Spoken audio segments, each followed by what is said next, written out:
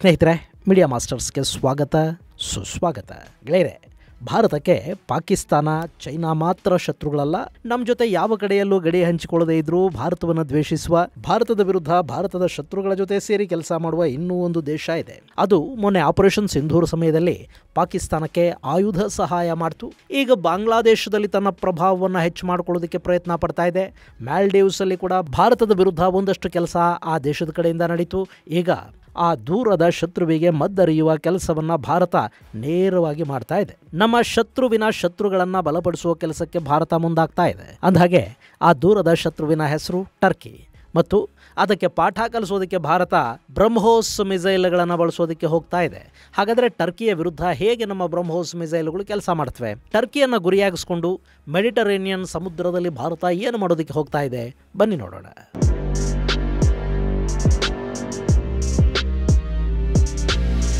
ಗೆಳೆಯರೆ, ಈ ನಾಯಿ ಬಾಯಿಗೆ ಕೋಲ್ ಹಾಕೋದು ಅಂತ ಒಂದು ಮಾತು ಹೇಳ್ತಾರೆ. ಅಂದರೆ ನಾಯಿಯ ಬಾಯೊಳಕ್ಕೆ ಕೋಲಿಟ್ಟು ಒಂದ್ಸರಿ ತಿರುಗಿಸ್ಬಿಟ್ರೆ ಅದು ತುಂಬ ಹೊತ್ತು ನೋವಿಗೋ ಭಯಕ್ಕೋ ಆತಂಕಕ್ಕೋ ಅಂತೂ ಬೊಗಳ್ತಲೇ ಇರುತ್ತಂತೆ. ನಾನಂತೂ ಅದನ್ನು ಯಾವತ್ತೂ ಮಾಡಿ ನೋಡಿಲ್ಲ, ಕೇಳಿದ್ದೀನಿ ಅಷ್ಟೇ. ಈಗ ಅದೇ ಪರಿಸ್ಥಿತಿ ಟರ್ಕಿಯ ಮೀಡಿಯಾಗಳದ್ದು.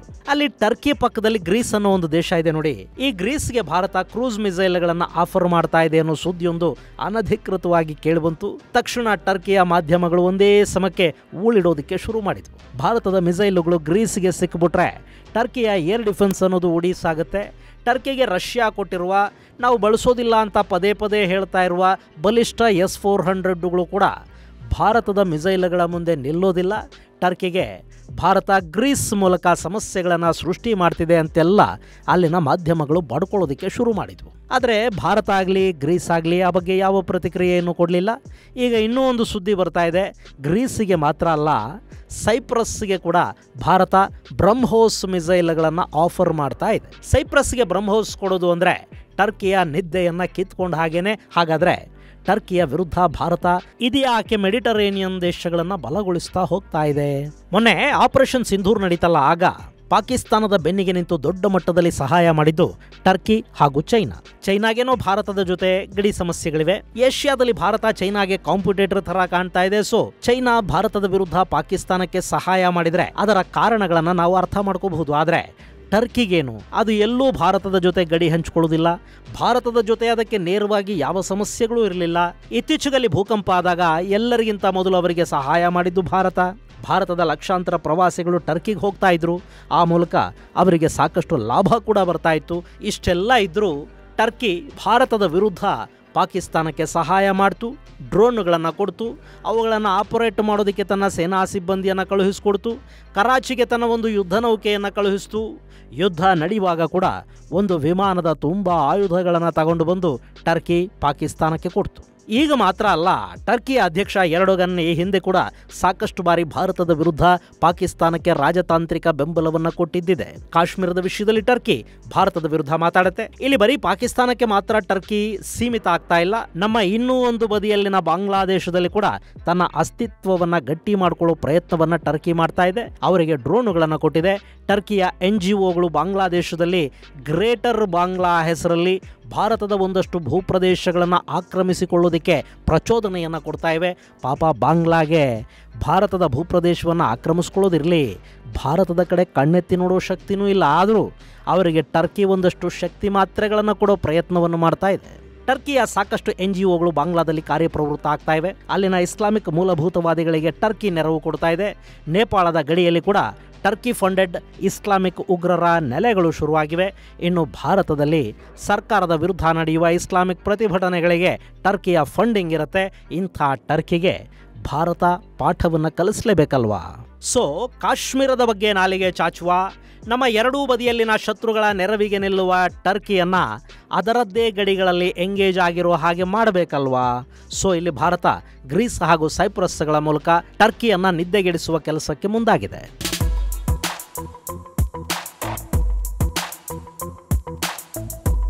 ಗೆಳೆಯರೆ, ಸೈಪ್ರಸ್ ಅಂದರೆ ನೀವಿಲ್ಲಿ ನೋಡ್ತಾ ಇದ್ದೀರಲ್ಲ, ಈ ಸಣ್ಣ ದ್ವೀಪ ರಾಷ್ಟ್ರ ಟರ್ಕಿಗೆ ಸಮೀಪದಲ್ಲಿದೆ. ಸೈಪ್ರಸ್ನ ದಕ್ಷಿಣ ಭಾಗದಲ್ಲಿರೋ ಜನರನ್ನ ಗ್ರೀಸ್ ಸೈಪ್ರಿಯಾಟ್ಸ್ ಅಂತ ಕರೀತಾರೆ.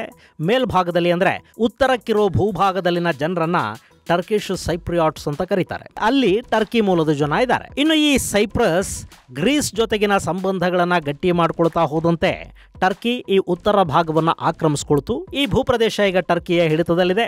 ನಮ್ಮ ಭೂಮಿಯನ್ನ ಅಕ್ರಮವಾಗಿ ಟರ್ಕಿ ಆಕ್ರಮಿಸಿಕೊಂಡಿದೆ ಅಂತ ಸೈಪ್ರಸ್ ಹೇಳುತ್ತೆ. ಮೊನ್ನೆ ಅಂದ್ರೆ ಕಳೆದ ತಿಂಗಳು ಭಾರತದ ಪ್ರಧಾನಿ ನರೇಂದ್ರ ಮೋದಿ ಈ ಸೈಪ್ರಸ್ಗೆ ಹೋಗಿ ಬಂದ್ರು. ಅಲ್ಲಿ ಟರ್ಕಿಯ ಆಕ್ರಮಣದ ವಿರುದ್ಧ ಕೂಡ ಮಾತಾಡಿದ್ರು. ಇನ್ನು ಗ್ರೀಸ್ ಇದೆ ನೋಡಿ, ಅವರಿಗೆ ಕೂಡ ಸಮುದ್ರದ ಗಡಿಗಳಿಗೆ ಸಂಬಂಧಪಟ್ಟ ಹಾಗೆ ಟರ್ಕಿಯ ಜೊತೆ ಸಮಸ್ಯೆಗಳಿವೆ. ಹೀಗಾಗಿ ಭಾರತ ತನ್ನ ಎರಡೂ ಬದಿಯಲ್ಲಿನ ಶತ್ರು ದೇಶಗಳಿಗೆ ಸಹಾಯ ಮಾಡೋ ಟರ್ಕಿಗೆ ಅದರ ಶತ್ರುಗಳ ಜೊತೆ ಸಂಬಂಧಗಳನ್ನು ಬೆಳೆಸಿಕೊಳ್ಳುವ ಮೂಲಕ ಒಂದು ಎಚ್ಚರಿಕೆಯನ್ನು ಕೊಡೋ ಪ್ರಯತ್ನವನ್ನು ಮಾಡ್ತಾ ಇದೆ. ಇದಿಷ್ಟೇ ಅಲ್ಲ, ಟರ್ಕಿಯ ಮತ್ತೊಂದು ಗಡಿಯಲ್ಲಿ ಅಂದ್ರೆ ಇಲ್ಲಿ ಅಜರ್ಬೈಜಾನ್ ಮತ್ತು ಆರ್ಮೇನಿಯಾಗಳಿವೆ ನೋಡಿ.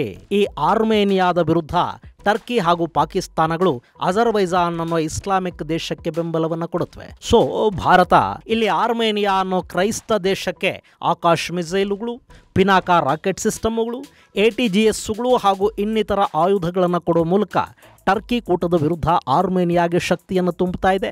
ಅಷ್ಟೇ ಅಲ್ಲ, ಮುಂದಿನ ದಿನಗಳಲ್ಲಿ ಗ್ರೀಸ್, ಸೈಪ್ರಸ್, ಆರ್ಮೇನಿಯಾ ಹಾಗೂ ಭಾರತಗಳು ಇಲ್ಲೊಂದು ಕೂಟವನ್ನು ರಚನೆ ಮಾಡಿಕೊಳ್ಳುವ ಮೂಲಕ, ಜಂಟಿ ಸಮರಾಭ್ಯಾಸಗಳನ್ನು ಮಾಡುವ ಮೂಲಕ ಆಯುಧ ನೆರವು ಹಾಗೂ ಇನ್ನಿತರ ಸಹಭಾಗಿತ್ವಗಳನ್ನು ಮಾಡಿಕೊಳ್ಳುವ ಸಾಧ್ಯತೆಗಳು ಕೂಡ ಹೆಚ್ಚಾಗಿ ಕಾಣ್ತಾ ಇದೆ.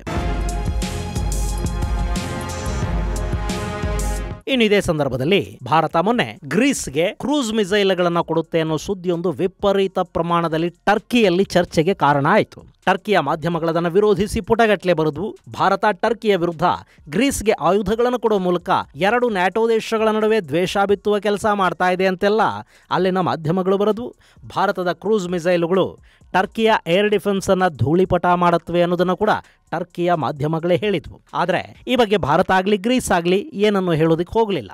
ಈಗ ಅಲ್ಲಿನ ಇನ್ನೂ ಒಂದು ದೇಶ ಸೈಪ್ರಸ್ಗೆ ಭಾರತ ಬ್ರಹ್ಮೋಸ್ ಮಿಸೈಲ್ಗಳನ್ನು ಆಫರ್ ಮಾಡ್ತಾ ಇದೆ ಅನ್ನೋ ಸುದ್ದಿಗಳು ಬರ್ತಾ ಇವೆ. ಗೆಳೆಯರೆ, ಬ್ರಹ್ಮೋಸ್ ಬಗ್ಗೆ ನಿಮಗೆ ಗೊತ್ತಿದೆ, ನಾನು ಮತ್ತೆ ಹೆಚ್ಚು ಹೇಳಬೇಕಾಗಿಲ್ಲ.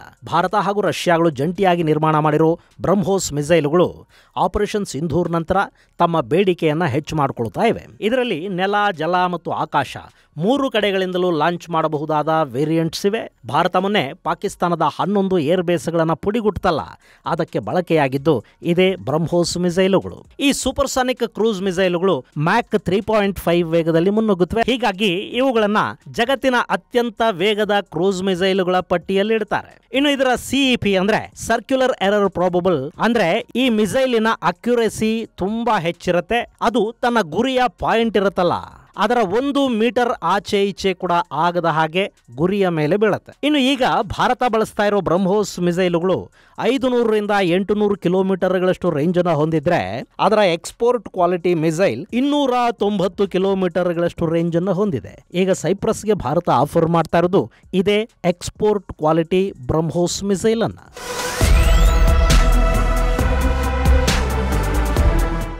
ಟರ್ಕಿಯ ಬಳಿ ಲಾಂಗ್ ರೇಂಜ್ ಕ್ರೂಸ್ ಮಿಸೈಲ್ಗಳನ್ನು ನ್ಯೂಟ್ರಲೈಸ್ ಮಾಡೋ ಏರ್ ಡಿಫೆನ್ಸ್ ಅಂತ ಇರೋದು S-400 ಮಾತ್ರ.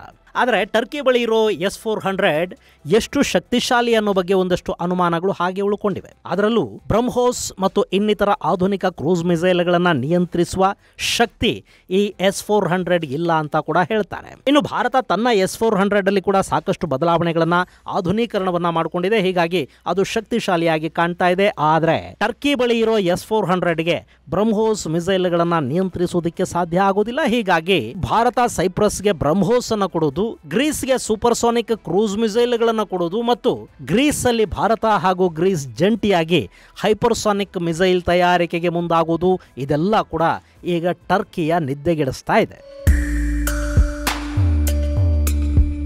ಇನ್ನು ಇಲ್ಲಿ ಈ ಆಫರ್ ಮೂಲಕ ಭಾರತ ಸೈಪ್ರಸ್ ಹಾಗೂ ಗ್ರೀಸ್ಗಳ ಮನ ಗೆದ್ದಿದೆ. ಹಾಗೆ ಸೈಪ್ರಸ್ನ ಇಂಟರ್ ಓರಿಯೆಂಟ್ ನ್ಯಾವಿಗೇಷನ್ ಮತ್ತು ಡಾನ್ಶಿಪ್ ಅಂಡ್ ಪಾರ್ಟ್ನರ್ ಕಂಪನಿ 10,000 ಕೋಟಿ ರೂಪಾಯಿಗಳಷ್ಟು ಹಣವನ್ನ ಭಾರತದ ಶಿಪ್ ಬಿಲ್ಡಿಂಗ್ ಉದ್ಯಮದ ಮೇಲೆ ಹೂಡಿಕೆ ಮಾಡೋದಕ್ಕೆ ಕೂಡ ಮುಂದೆ ಬಂದಿದೆ. ಇದು ಮೆಡಿಟರೇನಿಯನ್ ದೇಶಗಳ ಜೊತೆ ಗಟ್ಟಿಯಾಗ್ತಾ ಇರೋ ಭಾರತದ ಸಂಬಂಧಗಳನ್ನು ತೋರಿಸ್ತಾ ಇದೆ.